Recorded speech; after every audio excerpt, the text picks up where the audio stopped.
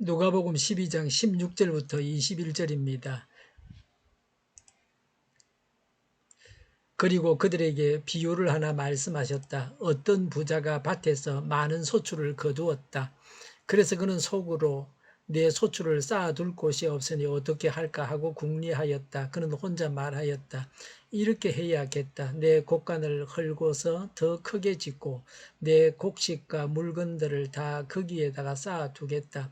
그리고 내 영혼에게 말하겠다. 영혼아, 여러 해 동안 쓸 많은 물건을 쌓아두었으니 너는 마음 놓고 먹고 마시고 즐겨라. 그러나 하나님께서 말씀하셨다. 어리석은 사람아, 오늘 밤에 내 영혼을 내게서 도로 찾을 것이다. 그러면 내가 장만한 것들이 누구의 것이 되겠느냐? 자기를 위해서는 재물을 쌓아두면서도 하나님에 대하여는 부요하지 못한 사람은 이와 같다. 아멘. 형이 부모님으로부터 받은 유산을 나누어 주게 해주십사는 한 사람의 요청에 대해서 예수님께서 탐심을 버리라고 하시면서 하신 비유 이야기입니다. 16절에 그리고 그들에게 비유를 하나 말씀하셨다. 어떤 부자가 밭에서 많은 소출을 거두었다라고 했습니다. 예수님께서 하신 비유 이야기에 나오는 부유한 사람입니다. 17절에 그래서 그는 속으로 내 소출을 쌓아둘 곳이 없으니 어떻게 할까 하고 궁리하였다고 했습니다. 부자의 고민은 재산을 쌓아 놓을 곳이 없다는 것입니다. 실제 누구를 두고 이야기하는 말은 아니지만 소설처럼 실제로 이런 사람들이 많다는 것입니다. 이 비유 이야기에 나오는 부유한 사람이 이 세상에 많다는 것입니다. 돈을 맡기면 전액을 다 보장받는 것은 아닙니다. 금융기관이 파산하면 돈을 찾지 못합니다.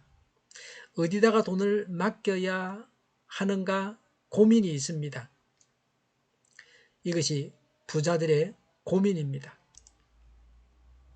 우리는 이런 고민을 하지 않습니까? 꼭 돈이 아니라고 해도 뭔가 가진 것이 많아서 고민하지 않습니까? 김장을 많이 했는데 냉장고가 없어서 고민하지 않습니까? 이 부자가 했던 고민을 하고 계신 것입니다. 18절에 그는 혼자 말하였다. 이렇게 해야겠다. 내 곡간을 헐고서 더 크게 짓고 내 곡식과 물건들을 다 거기에다가 쌓아두겠다고 했습니다. 그는 드디어 결단을 했습니다. 그저 자기를 위해서 쌓아두려고만 했습니다. 오늘날 같으면 주식에 투자를 하기로 결정했습니다. 지금도 노숙자들이 길에서 겨울에는 얼어 죽기도 합니다. 이 부자의 주위에 가난해서 고통을 당하고 죽어가는 자들이 많이 있었을 것입니다.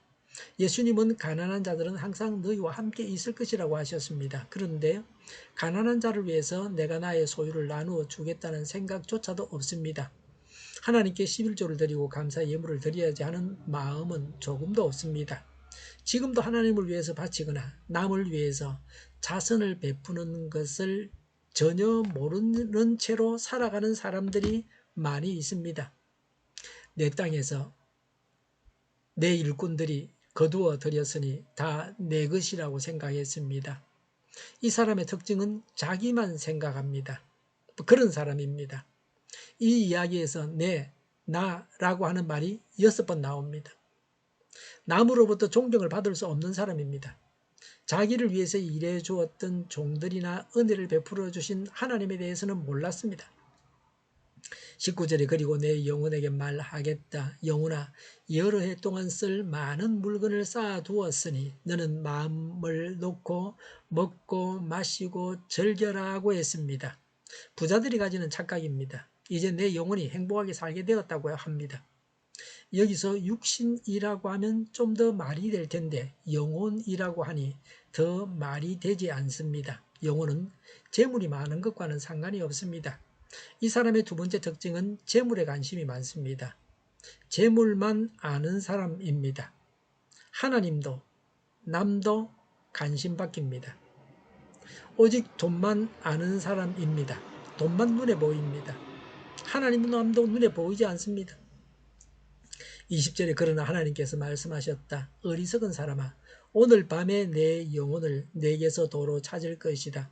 그러면 내가 장만한 것들이 누구의 것이 되겠느냐라고 했습니다.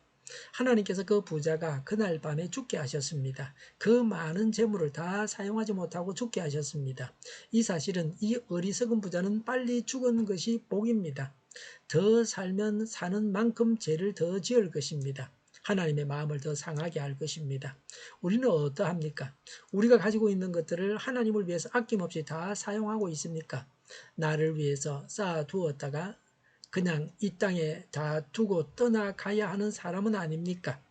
21절에 자기를 위해서는 재물을 쌓아두면서도 하나님께 대하여는 부요하지 못한 사람은 이와 같다라고 했습니다. 하나님께서 세우신 원칙입니다. 자기 것이라고 쌓아두었지만 자기 것이 되지 못하게 하나님께서 그렇게 하셨습니다. 예수님의 비유 이야기에 나오는 사람을 어리석은 부자라고 합니다. 이 세상에서는 부자입니다. 돈이 많은 사람입니다. 복을 받은 사람이요 잘난 사람입니다. 이 세상에서는 앞서가는 사람입니다. 세상 사람들이 부러워하는 사람입니다. 그러나 하나님께서 보실 때는 어리석습니다. 물질만 알았습니다. 하나님에 대해서는 몰랐습니다. 자기 영혼에 대해서도 몰랐습니다. 그래서 물질도 잃고 자기 생명도 잃어버리고 영원한 지옥에 가서 고통을 당해야 하는 자입니다. 미국에 있는 플라스틱 회사 회장인 스탠리 템시는 그룹의 총수입니다. 그러나 그는 검소하게 삽니다. 많은 수입은 다 복음을 전하는데 전 세계 전도자를 위해서 사용합니다. 저도 한 몇 년간은 이분이 보내주는 헌금으로 생활비를 하면서 전도했던 때가 있습니다. 우리 교단의 십자군 전도대가 그런 것입니다. 불신 세상의 사람들이 볼 때 스탠리 템시는 어리석은 사람으로 보일 것입니다. 이런 면에서 사람의 생각과 하나님의 생각은 전혀 다릅니다. 하나님은 이 비유에 나오는 부자를 어리석다고 하십니다. 그런데 불신 세상 사람들은 스탠리 템시 같은 헌신자들을 불쌍한 바보라고 생각합니다. 하나님과 세상은 적대관계입니다. 우리는 하나님께서 보실 때에 현명한 자입니까? 하나님을 알고 이웃을 아는 자가 되어야 합니다. 재물과 세상 것에 대한 집착을 버려야 합니다. 기도하겠습니다. 하나님께서 보실 때에 현명한 자가 되게 하옵소서. 오늘보다 내일이 더 낫게 하옵소서. 교회가 분열되지 않고 하나가 되게 하여 주시옵소서. 모든 언론이 제 역할을 다하게 하여 주시옵소서. 정의가 강물처럼 흘러가게 하여 주시옵소서. 하나님을 대적하는 법을 만들지 않게 하여 주시옵소서. 있어야 할 법을 폐기하지 않게 하여 주시옵소서. 코로나19가 물러가고 전 세계적으로 백신을 신속하게 대량 생산해서 충분히 공급하고 치료제가 나오고 갇힌 생활이 끝나게 하여 주시옵소서. 수도권과 부산과 영도의 환자 폭증을 막아 주시옵소서. 우리 동일교회가 만군은집하게 하여 주시옵소서. 예수 이름으로 명하노니 모든 병만은 물러가고 몸의 모든 부분들은 온전하게 될지어다. 신유의 기적을 베푸셔서 지금도 저희의 질병을 고쳐 주시옵소서. 코로나로 신음하는 모든 자들을 고치시고 온전히 하여 주시옵소서. 교회와 나라를 고치시고 잘못된 것을 제거해서 성결하게 하여 주시옵소서. 저희와 교회와 나라의 민족을 불쌍히 여겨 주시옵소서. 교회와 나라의 지도자 복을 허락하여 주시옵소서. 하나님께서 기뻐하시는 교회와 나라가 되게 하여 주시옵소서. 늘 맑은 공기를 마실 수 있게 하여 주시옵소서. 공부하는 학생들에게 지혜를 더하셔서 앞서가게 하시며 합격의 영광을 누리게 하여 주시옵소서. 오늘도 하나님 안에서 차고 넘치는 삶, 복된 삶을 살게 하여 주시옵소서. 주일을 잘 준비하고 내일은 하나님 앞에 아름다운 예배, 은혜가 넘쳐나는 예배, 감염이 없는 예배를 드리게 하여 주시옵소서. 좋으신 하나님을 찬양하면서 예수님의 이름으로 기도하옵나이다. 아멘.